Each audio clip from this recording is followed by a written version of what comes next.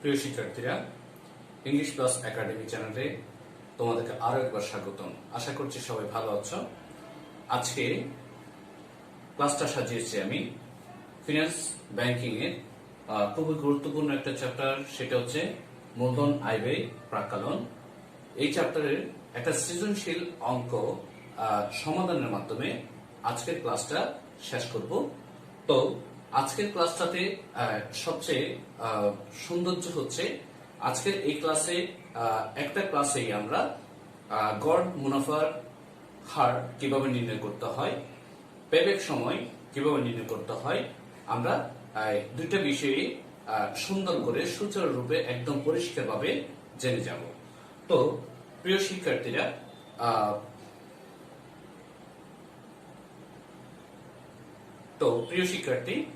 তুমি যদি আমার চ্যানেলটিতে নতুন হয়ে থাকো তাহলে অবশ্যই চ্যানেলটি এখনই সাবস্ক্রাইব করে দিবে। আর যদি তুমি আমার চ্যানেলটিতে সাবস্ক্রাইব করে থাকো তাহলে তোমাকে ধন্যবাদ। তো প্রিয় শিক্ষার্থী, আজকে আমরা যে সৃজনশীল প্রশ্নটা সমাধানের মাধ্যমে আজকের ক্লাসটা সাজিয়েছি, প্রথমে আমরা উদ্দীপকটা একটু পড়ে নিই। উদ্দীপকে বলা আছে মাওয়া গ্রুপ বিনিয়োজিত 1 কোটি টাকা, অর্থাৎ মাওয়া গ্রুপ কত টাকা? 1 কোটি টাকা বিনিয়োগ করেছে এবং প্রকল্পের 30% কর সহ 5 বছরের কর পরবর্তী আয় নির্মূল। প্রকল্পের কর হচ্ছে কত? 30% এবং কর সহ 5 বছরের কর পূর্ববর্তী আয় নির্মূল, অর্থাৎ করটা এখনো পর্যন্ত কি বাদ দেওয়া হয়নি। তাহলে আমরা একটা ছকের মধ্যে দেখতে পাচ্ছি প্রকল্পের নাম হচ্ছে চিনি। আয় হচ্ছে লক্ষ টাকায়, প্রথম বছরে 40 লক্ষ টাকা, দ্বিতীয় বছরে -25 লক্ষ টাকা, তৃতীয় বছরে 40 লক্ষ টাকা, চতুর্থ বছরে 12 লক্ষ টাকা, পঞ্চম বছরে 65 লক্ষ টাকা। তাহলে এবার আমরা একটু দেখি প্রশ্নগুলো কি বলে। প্রথমে গড় থেকে ব্যবধানের সূত্র নির্ণয় করা। গড় থেকে ব্যবধানের সূত্র যদি নির্ণয় করতে বলা হয় তাহলে আমরা কিভাবে করব? প্রথমে আমরা লিখে দিলাম ক। তাহলে গড় থেকে ব্যবধান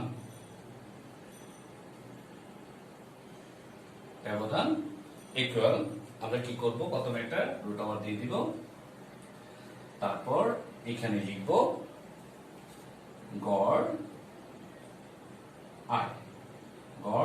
আয় minus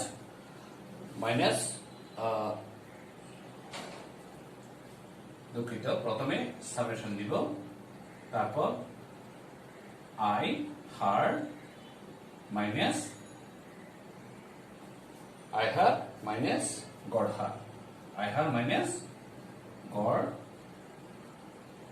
her, whole square divide by n minus 1। n মানে হচ্ছে বছরের সংখ্যা।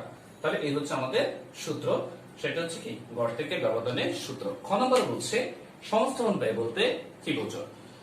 প্রিয় শিক্ষার্থীরা, সংস্থাপন ব্যয় হচ্ছে কি সেটা আমাদেরকে জানতে হলে আমাদের বুঝতে হবে যখন একটা প্রতিষ্ঠান নতুন শুরু হয় তখন ওই প্রতিষ্ঠানের যে মেশিনারিজ গুলো আমরা ক্রয় করি সেগুলো আমাদেরকে কি করতে হয়?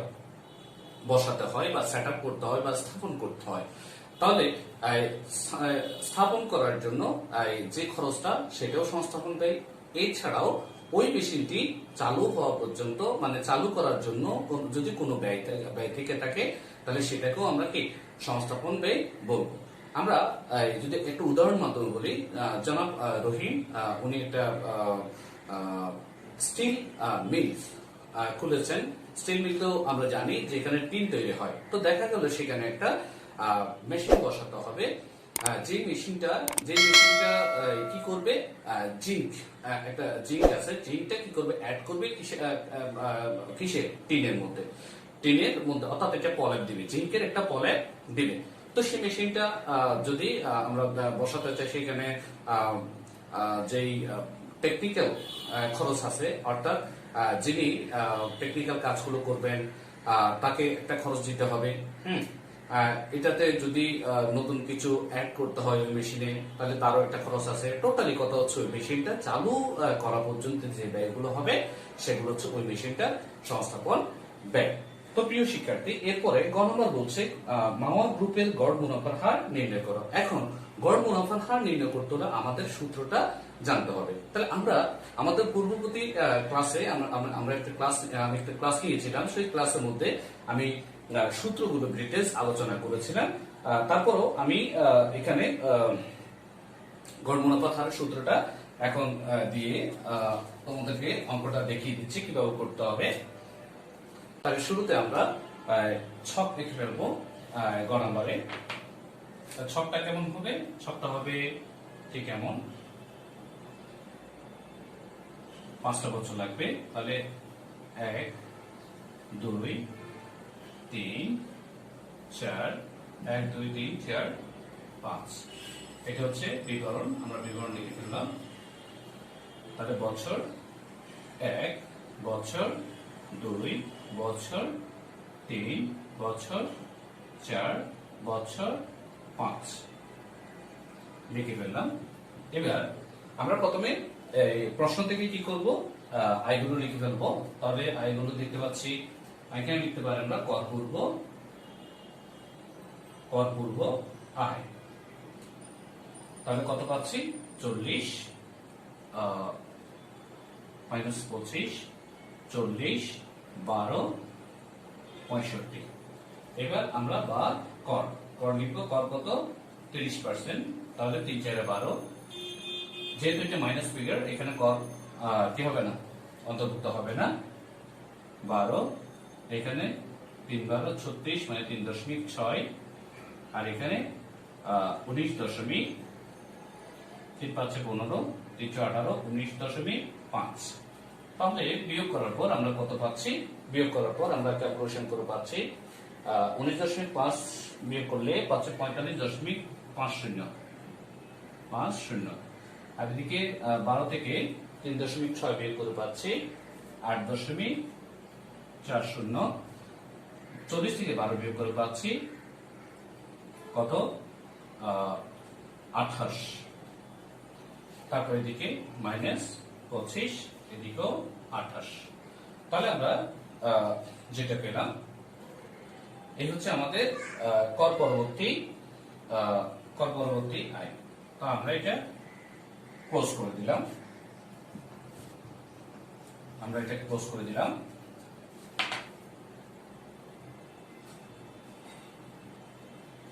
এখন আমাদের কি করতে হবে?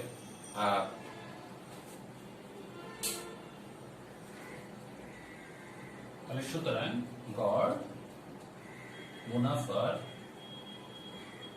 হার সমান, গড় মুনাফার হার সমান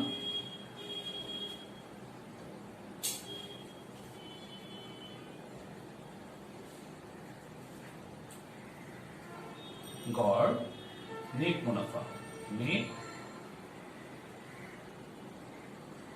মুনাফা ডিভাইডেড বাই গড় বিনিয়োগ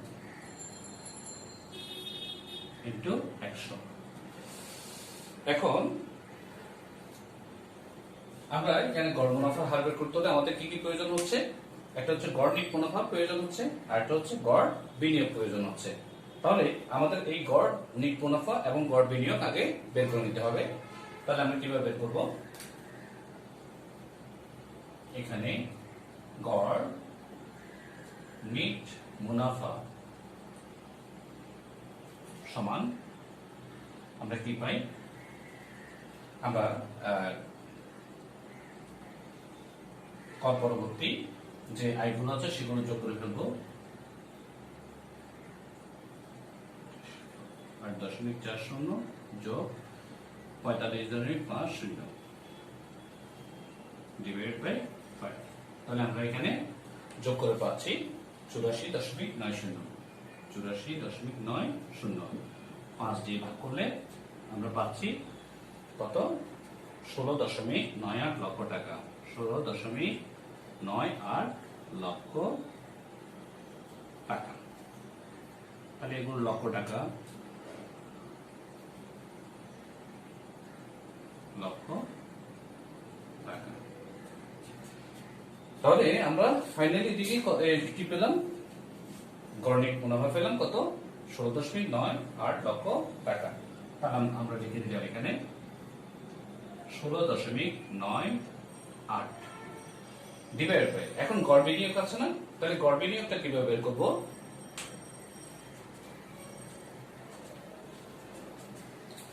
গড় বিনিয়োগ, তাহলে আমাদের টোটাল বিনিয়োগটা কত ছিল? টোটাল বিনিয়োগটা ছিল 1 কোটি টাকা। তাহলে এবং গড় বিনিয়োগ সমান 1 কোটি মানে হচ্ছে 100 লক্ষ। তাহলে আমরা লিখলাম 100 যোগ 0 ডিভাইড বাই 2, তাহলে কত পাচ্ছি? 100 বাদ 2 ইকুয়াল কত? 50। তাহলে আমরা এখানে 50 লিখে দেব ইনটু 100। এবার আমরা ক্যালকুলেশন করে পাচ্ছি কত? 33.98, 33.98%। তাহলে আমাদের মাওয়া গ্রুপের গড় মুনাফার হার হচ্ছে কত? 33.98%। তো প্রিয় শিক্ষার্থী, আমরা এর মধ্যে পেয়ে গেলাম গড় নাম্বার আনসার। গড় মুনাফার হার কত? 33.98%। এবার আমরা দেখব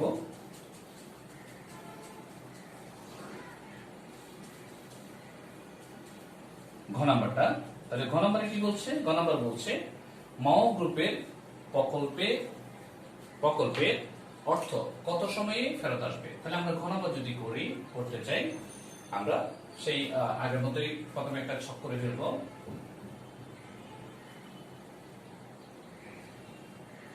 ফেলবো। তাহলে কেন আমাদের কয়টা বছর লাগবে? আমাদের 5টা বছর লাগবে। এটা হচ্ছে ক্রমজড়িত, তারপর নগদান্ত প্রবাহ, আর হচ্ছে বছর। তাহলে আমরা একটু দেখি, 1 2 3 4 5, আমাদের 6টা গড় লাগবে যেহেতু 5 বছর। তাহলে বছর লিখে ফেললাম, বছর, নগদ আন্ত প্রবাহ, তারপর ক্রমযোজিত নগদ আন্ত প্রবাহ। তাহলে আমরা এবার কি করব? লিখে ফেললাম 1 2 3 4 5। আমরা দেখতে পাচ্ছি প্রথমে 40, তারপর -25, তারপর 40, তারপর বছর হচ্ছে 12, তারপর হচ্ছে 65। এবার আমরা কি করব? ক্রমজড়িত আন্তঃপ্রবাহে আমরা কি করব? নিয়ে যাব প্রথমে 40, এরপর এটা যেহেতু মাইনাস ফিগার, তাহলে বিয়োগ করলে আমরা পাচ্ছি 15, এটা প্লাস ফিগার, তাহলে কত পাচ্ছি? 55, তারপর এটা যোগ করলে পাচ্ছি 67, তারপর এরপরটা যোগ করলে যেহেতু আমাদের 1 লক্ষের চেয়ে বেশি হয়ে যায়, তাহলে আমরা কত পাচ্ছি? 7 5 12, 6 6 12 13, অর্থাৎ 132। তাহলে এখন আমরা এখান থেকে কি কি পেয়ে গেলাম? তাহলে আমরা সেটা নিচে একটু আগে প্রথম সূত্রটা লিখে দিই। আমরা জানি কি জানি? পি বি পি সমান A plus N C O minus C divide by B. তাহলে আমরা এবার এটা কোথায় পাচ্ছি? আমরা বলেছিলাম গত ক্লাসে বলেছিলাম যে বছরটাতে বিনিয়োগের প্রায় অংশ চলে আসে আমরা সেই বছরটাকে ধরবো এ। তাহলে এখানে যেহেতু 67 লক্ষ মানে বিনিয়োগের প্রায় অংশ চলে আসছে, সুতরাং এই বছরটা হবে এ। তাহলে আমরা এটাকে এ ধরলাম, এই মানে কত? 4 যোগ এনসিও মানে হচ্ছে নগদ, এনসিও মানে হচ্ছে কি আমাদের টোটাল যেটা বিনিয়োগ, তাহলে সেটা হচ্ছে কত? 100। হ্যাঁ, এরপর হচ্ছে সি। সি মানে হচ্ছে আমরা যে বছর আমাদের ম্যাক্সিমাম টাকা চলে আসে সেই বছরের ক্রমযোজিত সংখ্যাটা হচ্ছে কি সি, তাহলে 67। এরপরে ডি মানে হচ্ছে কোনটা? ডি মানে হচ্ছে পরবর্তী বছরের আন্তঃপ্রবাহ। তাহলে আমরা পরবর্তী বছর আন্তঃপ্রবাহ হচ্ছে 65। তাহলে 4 প্লাস 100 থেকে 10 থেকে 7 গেলে 3 আর 9 থেকে 6 গেলে 3, 65। আমরা ক্যালকুলেশন করে যেটা পাচ্ছি সেটা হচ্ছে 4 যোগ 33 কে যদি আমি ভাগ করি তাহলে পাচ্ছি 65 দিয়ে ভাগ করলে আমরা পাচ্ছি, ক্যালকুলেশন করে পাই আমরা 0.5076। তাহলে আমরা পাচ্ছি টোটাল যোগ করে 4.5076, অর্থাৎ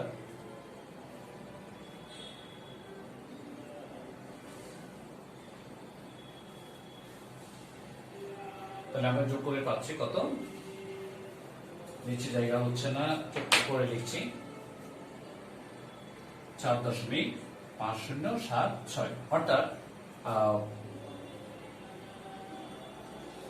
4.5076, অর্থাৎ 4.5 বছর, অর্থাৎ 4.5 বছরে মাও গ্রুপের প্রকল্পের অর্থ ফেরত আসবে। তো প্রিয় শিক্ষার্থীরা, আজকের এই সৃজনশীল প্রশ্নের সমাধানের মাধ্যমে আমি তোমাদের দেখানোর চেষ্টা করলাম কিভাবে গড় মুনাফার হার নির্ণয় করতে হয়, কিভাবে গড় মুনাফার হার নির্ণয় করতে হয়, এবং কিভাবে পেব্যাক পিরিয়ড অর্থাৎ পেব্যাক টাইম, পেব্যাক সময় বের করতে হয়।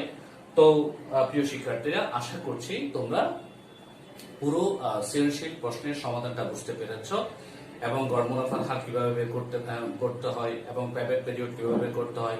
আশা করছি তোমরা এখন থেকে অবশ্যই এই দুইটা অঙ্কের ক্ষেত্রে তোমাদের আর কোনো সমস্যা থাকবে না।